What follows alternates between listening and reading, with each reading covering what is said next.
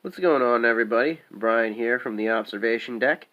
Today we're going to review Orville number 3. It's a part 1 of 2. And right away, it does take a pot shot at monotheistic religions. Right there, it's a simulator program. You have Lamar, Officer Lamar, and Gordon, in a simulation, and I think it's funny that they are the followers of Muhammad, and they're about to fight the Crusaders, and so they're just saying, "Oh, it's just the same God, just different interpretations," and right away, because this is a property by Seth MacFarlane, who is known atheist, and so he's gonna sneak his stuff in there. But that was roughly about it. But it does kind of set up a little bit of the context of this story. So they're doing their simulation, and then Gordon gets back on the deck. He's like, "Yeah, you probably should have been should have been there. It was a lot of fun." No thanks. So anyway, so there's a vessel they're detecting, and they're hailing the vessel, and it's not responding. So there's like, okay, get them with the tractor beam, but their engine's not slowing down, and so they had Lamar try to hack in there and try to shut down the engines, which was successful. So they were able to get it. They go to meet the crew and saying, "Sorry, we are, our stuff, it didn't work. We had some malfunctions, blah blah blah."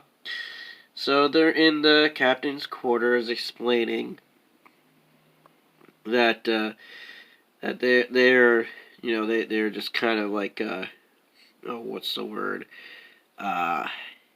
Anthropologist of some sort, studying of cultures. So they're talking about that it all looks fishy, about the whole malfunction stuff. Okay. Anyway, so the engineering team led by Lamar, there's Yaphet, and there's Dan. And so anyway, so they meet this girl that's working on stuff, and it's Celeste, someone John knows. And so they kind of catch up, they're talking, they're yakking back and forth about different stuff. It's like, yeah, I can help out, blah, blah, blah. So anyway, so fast forward to the mess hall, where Gordon is, eating, and he's approached by the passengers of the vessel, and so they're talking to him, and then they want to know about the whole thing with the krill, and so I was like, oh no, like all the stuff. So he kind of he talks about it, and it was there was an episode where Gordon and the captain were on a krill vessel in disguise. So check that out. That was actually a good one. So anyways, so they're there, and they're just like, everything seems kind of suspicious, but but he has his doubts and everything. And so the doctor says, yeah, they all are who they say they are. Anyway, so we fast forward, and they're kind of like weirded out, making a date there. So he talks to Alora and head of security. So they're just kind of looking at it, and so they're freaked out at what they found. And so they're like, well, let's go to the cargo hold. And so anyway, so they find out that they are doing a Krill religious ceremony.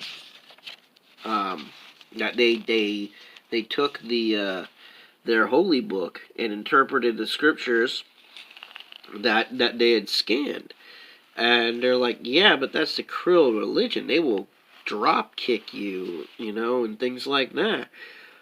So, anyways, that one chick that they kept hostage back in that one episode after they took over the vessel, she interpreted the rest for them, and they flat out are worshippers of Avis now. And so it's like, yeah, but the Avis religion says that, everything's yours by divine right and conquer and everything else like that. And then so it becomes a whole debate about freedom of religion and everything else like that. So they don't know what to do. And and they found that they had hacked into the ship's computer, and that the ship has been veered off into a different course, into Krill space, and they can't turn from it. So, to be continued in the next issue. Anyways, this one, I'd say 6 out of 10. This is the problem. It's really trying to convey a whole religious aspect to it. But then again, things do touch on it from time to time in the TV series, but they don't go full board dedicated to it because they know that viewers will turn it off if they did. So they could certainly do it in a comic book. And I'll be getting the next issue because I do want to see the conclusion. Now, obviously, they get out of it because this is set in season 1 of the Orville series because Laura's in it. Anyway, so like, subscribe, hit the bell for notifications. Once Upon a Time in the Mediterranean, still on Amazon. Check that out.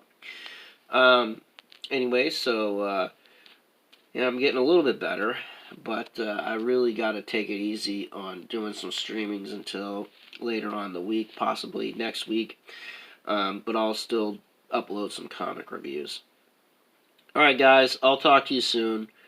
Peace out. Bye-bye.